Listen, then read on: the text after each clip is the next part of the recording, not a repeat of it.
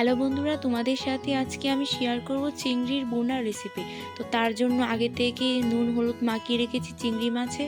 তো এখন একটা চুলায় আগুন জ্বলিয়ে দিলাম, তাতে একটা কড়াই বসিয়ে দিলাম, তার মধ্যে তেল দিয়ে রেখেছি। তেলটা গরম হয়ে গেছে, তো এখন আমি চিংড়ি মাছটা ছেড়ে দেব তেলের মধ্যে। তো সবগুলো চিংড়ি মাছ ছেড়ে দিলাম। তো এখন 2-3 মিনিট ভেজে হালকা করে নামিয়ে নিলাম। তো হালকা করে ভেজে নেবে, কারণ বেশি করে ভাজলে খেতে ভালো লাগবে না।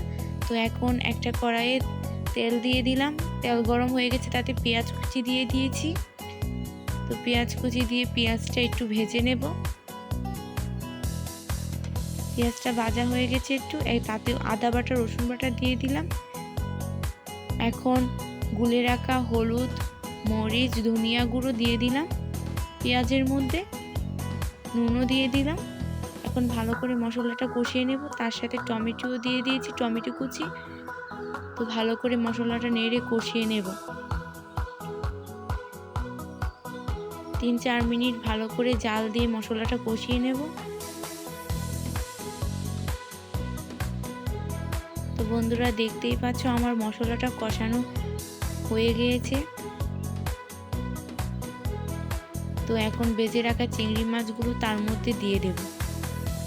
তো দিয়ে দিলাম ভেজে রাখা চিংড়ি মাছগুলো। এগুলো মশলার সাথে ভালো করে কষিয়ে নেব, একটু নেড়ে নেব।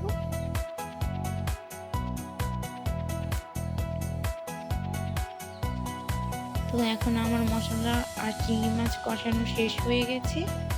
এখন আমি ঝোলের জন্য জল দিয়ে দেব। তো আমি জল দিয়ে দিলাম পরিমাণ মতো, কারণ এটা তো বোনা, কম করে জল দিতে হবে।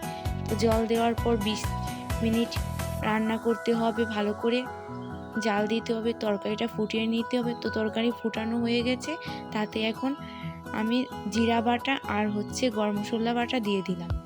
দিয়ে দেওয়ার পর আবারও নাড়া দিয়ে নিলাম, আবারও ভালো করে জাল দিয়ে নিলাম। নেওয়ার পর আমার চিংড়ি বোনাটা হয়ে গেছে। তো দেখতেই পাচ্ছ কত সুন্দর হয়েছে চিংড়ি বোনাটা, খেতেও খুব লোভনীয় লাগবে। বন্ধুরা, আমার ভিডিওটা ভালো লাগলে অবশ্যই আমার ভিডিওতে লাইক করে দেবে আর আমার চ্যানেলটাকে সাবস্ক্রাইব করে দেবে।